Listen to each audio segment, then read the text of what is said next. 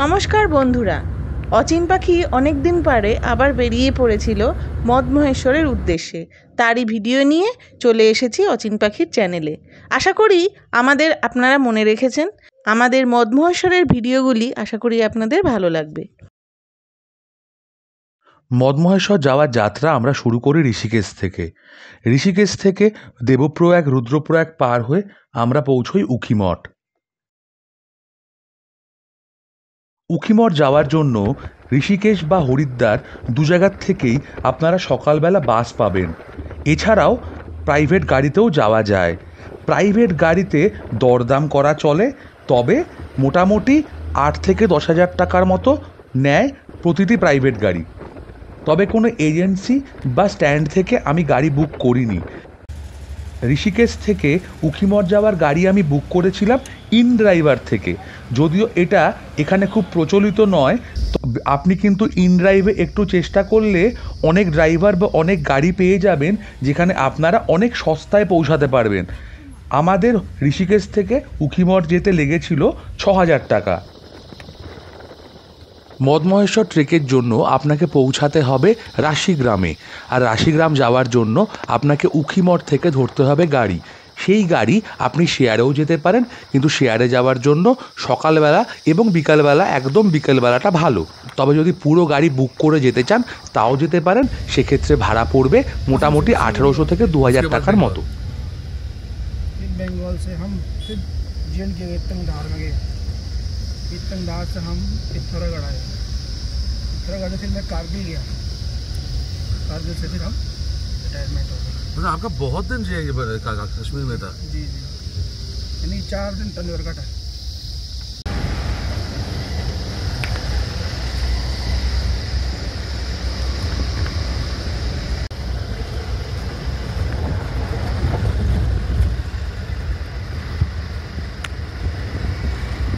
উখিমঠ থেকে রাশি ভিলেজ যাওয়ার রাস্তা পুরোটাই বেশ ভালো, সুতরাং রাস্তা নিয়ে আপনাদের কোনো প্রবলেম হবে না।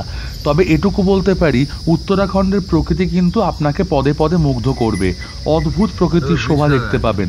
আর যদি আপনাদের কপাল ভালো থাকে, আপনারা রাস্তায় যাওয়ার পথেই দেখতে পাবেন চৌখাম্বা।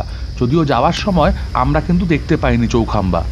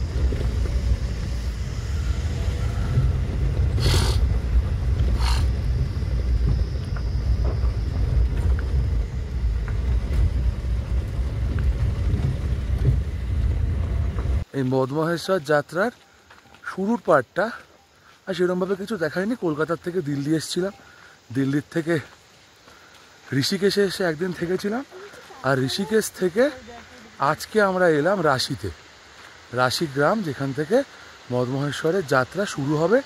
আমরা কালকে শুরু করব সেটা। রাশি গ্রামের প্রকৃতি অদ্ভুত, দেখার মতো। চলুন আপনাদের সেটা দেখাই।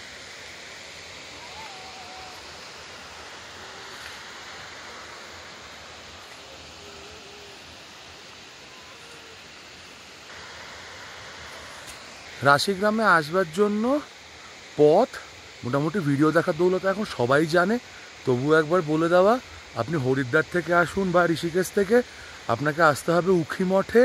উখিমঠ থেকে গাড়ি আছে, মানে বোলেরো গাড়ি, মেনলি বোলেরো গাড়ি, সেই গাড়িতে আপনারা শেয়ারে আসতে পারেন, বা আপনারা যদি পুরোটা বুক করে আসতে চান তাও আসতে পারেন।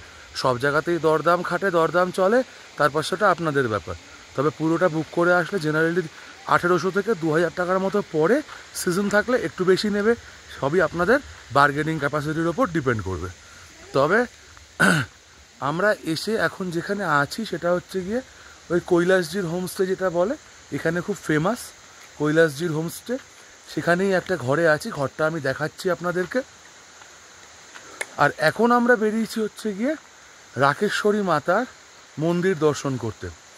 বলা হয় মদমহেশ্বরে যাত্রা করতে গেলে রাকেশ্বরী মাতার দর্শন আপনাকে করেই যেতে হবে, না হলে মদমহেশ্বর বাবার যাত্রা সম্পূর্ণ হয় না। তো এখান থেকে মন্দিরটা একটু দূরে, মানে জাস্ট পাহাড়ের একটা ধাপ ওপরে যেখানে আছি। যথারীতি এই পেছনে সারমেয়রা আমাদের সঙ্গী হয়ে গেছে, যেটা মদমহেশ্বরে এলে প্রত্যেকেই প্রায় দেখেন যে কোনো না কোনো সারমেয়, যারা কিনা ভৈরব বাবার বাহন, তারা কিন্তু সঙ্গী হয়ে যায়। এটা হচ্ছে পুরো রাশি গ্রামটা, পাহাড়ের কোলে, আর ওই দূরে রাকেশ্বরী মাতার মন্দির, আমরা ওখানেই যাব। আর এখান থেকে উল্টো দিকে ওই নিচে বয়ে চলেছে মধুগঙ্গা বা মন্দাকিনী নদী। অদ্ভুত সুন্দর জায়গা, অদ্ভুত সুন্দর জায়গা। যখনই আসবেন আপনাদের ভালো লাগবে, সত্যি সুন্দর। এখানে দেব মাহাত্ম্য অবশ্যই আছে। চলুন যাওয়া যাক।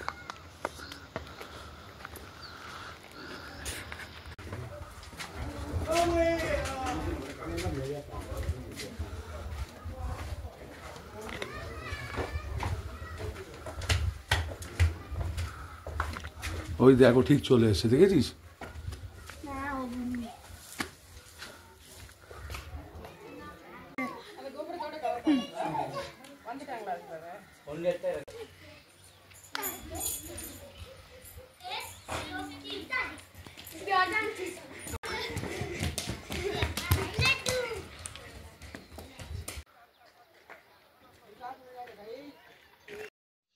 আমাদের মদমহেশ্বর ব্লগের প্রথম পর্ব এই অবধি।